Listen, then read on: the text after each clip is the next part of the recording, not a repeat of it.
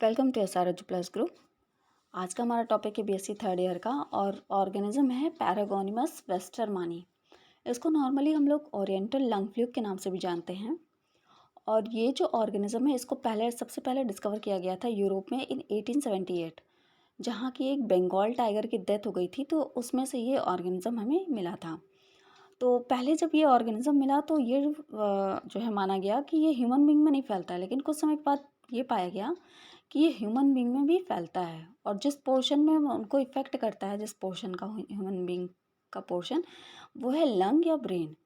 Mostly ये भी देखा गया कि ये जो ऑर्गेनिज्म है ये जापान, कोरिया और फिलीपींस जैसे देशों में ज़्यादा पाया गया। तो ये जो पैरागोनिमस वेस्टरमानी है, ये मोस्टली जो एक वर्म है, जो कि वर्म का नाम है पैरागोनोमेसिस, इसके थ्रू फैलता है।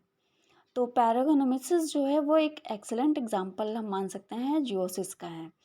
इसका अगर आप स्ट्रक्चर देखना चाहें तो कुछ इस तरह का जो आपको ये शो हो रहा है, ऐसा स्ट्रक्चर होता है। तो नेक्स्ट इसका हम देखें तो मॉर्फोलॉजी की बात करें तो मॉर्फोलॉजी में देखिए यहाँ पर जो अडल्ट होता है वो नॉर्मली 7.1 से 12 mm लॉन्ग होता है, और इसकी वाइडनेस देखें तो वो 4 से 6 mm वाइड तक होता है, या इससे भी ज़्यादा भी हो सकता है। अब इसके साथ साथ इसमें ये एक तरह से थिकनेस इसमें होती है और रेडिश या ब्राउन इन कलर होते हैं। टेंगमेंट जो होता है वो कवर्ड होता है स्केल लाइक स्पाइन से, और जो सेंट्रल और ओरल सकर होता है जो इनका, वो लगभग सेम जो है साइज़ के होते हैं। एक्सक्रीटरी ब्लैडर हम देखें तो ये पोस्ट एंड तक फैला होता है, जो कि स्टार्ट होता है फेरिक्स से और पोस्ट एंड तक एक्सटेंड करता रहता है। इसके बाद टेस्टिस की बात करें तो ये लोबुलेटेड होती है और ये लोकेटेड होती है वो जो है posterior portion of the body. और जेनाइटल पोर होता है वो भी हम देखें तो वो पोस्ट एसेटेबुलर रीजन में प्रेजेंट होता है। ओवरी भी एक तरह से लोबुलेटेड होती है और ये पाई जाती है left side of middle line slightly post acetabular region. यानी कि आप अगर जो ऑर्गेनिज्म देखें यहाँ पर, तो ये ऑर्गेनिज्म, ये एरिया हमारा ओवरी का है। तो देखिए ये सेंट्रल रीजन से लेफ्ट साइड में ज़्यादा एक्सटेंड कर रही है। तो यही कह सकते हैं कि ये लेफ़्ट साइड में प्रेजेंट होती है ओवरी का पोर्शन। फिर इसके बाद हम आगे देखें तो जो यूट्रस होता है वो टाइटली क्वाइल्ड लाइक स्ट्रक्चर होता है, और ये राइट ऑफ एसेटेबुलम प्रेजेंट होता है जो कि ओपन होता है, और ये कॉमन जेनाइटल एट्रियम से कनेक्ट जो है वो वास डिफरेंस से कनेक्टेड होता है। अब जो इसकी जो वेटलाइन फॉलिकल्स होती हैं, ये एक्सटेंसिव जो लेटरल वाइडनेस होती है इसकी लेवल, ये फेरिक्स से पोस्टीरियर एंड तक बॉडी के फैला होता है। अब लाइफ साइकिल की बात करें तो लाइफ साइकिल में हम देखेंगे कि ये लंग्स में रहता है, और जो लंग्स में जब ये प्रेजेंट होता है तो एक कैप्सुलेटेड फॉर्म में प्रेजेंट होता है, जहाँ की वो पेयर में रहता है और ये कनेक्टेड टिश्यू से अटैच रहता है।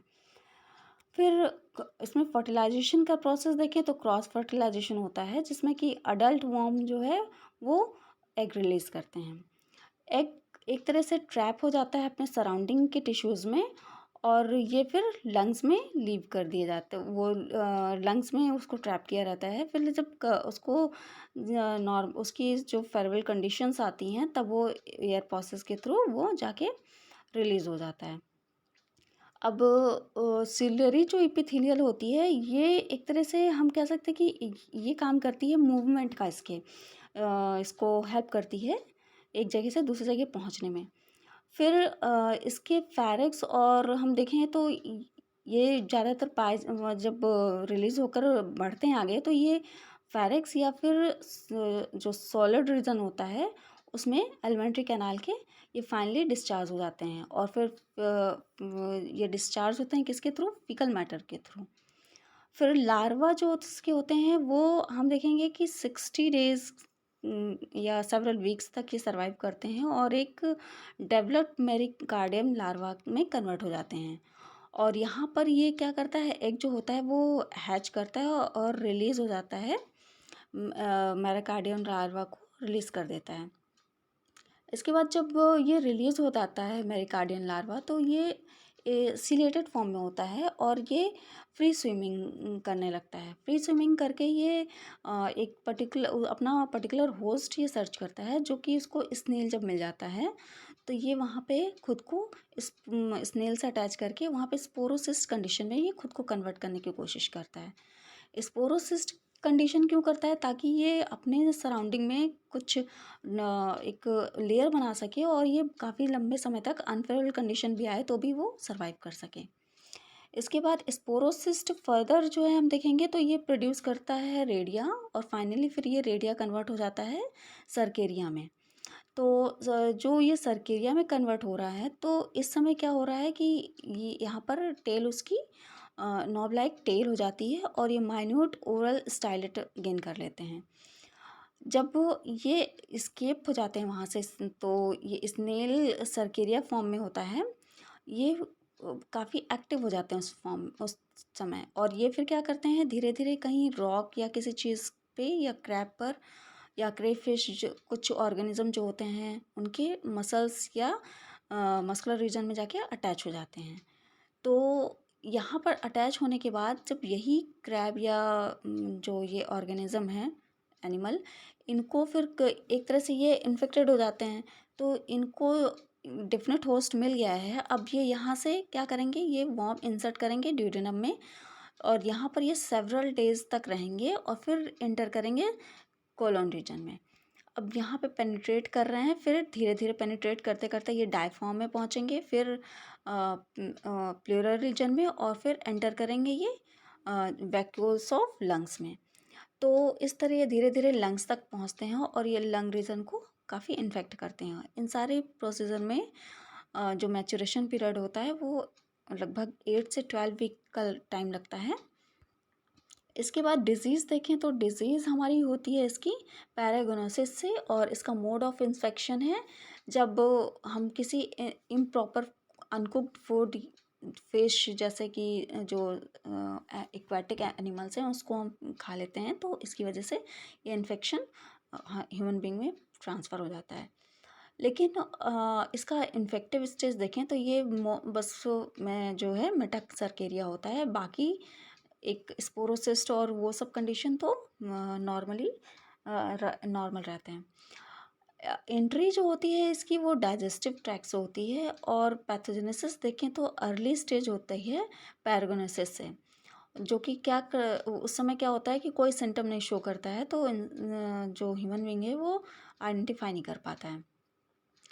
लेकिन जब ये एग होते हैं वो सराउंडिंग होते हैं टिश्यू से और ये धीरे धीरे क्या करते हैं, सूडो ट्यूबुलोसिस जो है वो फॉर्म कर लेते हैं। तो वॉर्म जो ये हैं वो स्पाइनल कॉर्ड तक धीरे धीरे जब पहुंच जाते हैं तो इस कंडीशन को हम कहेंगे पैरालिसिस, जिससे कि क्या होता है इसमें रिजल्टेंट अगर हम देखें तो डेथ भी कॉज कर सकता है ये। पल्मोनरी जो होता है वो हम देखेंगे कि ये चेस्ट सिम्टम्स क्रिएट करते हैं जैसे कि breathing difficulties, breathing problem, chronic cough. तो इस तरह की चीज़ें हो जाती हैं और इसके साथ साथ ब्लड भी आने लगता है। तो ये सारी कंडीशंस उसमें शो होने लगती हैं। अच्छा, डायग्नोसिस अब देखते हैं और इसका ट्रीटमेंट क्या होता है कि हम नॉर्मली इसको ट्रीट करने का एक ये तरीका है कि डिज़ीज़ को अर्ली स्टेज पे आइडेंटिफाई किया जाए और मेन ये है कि जो इसकी कैरेक्टरिस्टिक एग्स होते हैं इनको हम किसी तरह इनसे प्रिवेंट रहें, ये हमसे हाँ कांटेक्ट में ह्यूमन बीइंग के ना आए। और ट्रीटमेंट अगर हम देखें तो जो मेडिसिन इस्तेमाल कर सकते हैं इसके लिए है पैराजोनोटल। तो ये क्लिनिकल सिम्टम शो करता है 5 से 6 साल में, तो उस दौरान हम फिर ये दवा ले सकते हैं। और प्रिवेंशन की बात करें तो सीधे सीधे यही है कि कुकिंग जो हम लोग सी फूड है ये हमको कुकिंग के समय काफ़ी जो है प्रिकॉशंस लेकर बनानी चाहिए और कंटामिनेटेड जो फूड होता है इसको अवॉइड करना चाहिए। तो इस तरह इससे बचा जा सकता है। तो ये है हमारा सारा जो आज का एनिमल था पैरागोनियासिस वेस्टरमानी के बारे में। अब मिलते हैं अपने अगले टॉपिक में, तब तक के लिए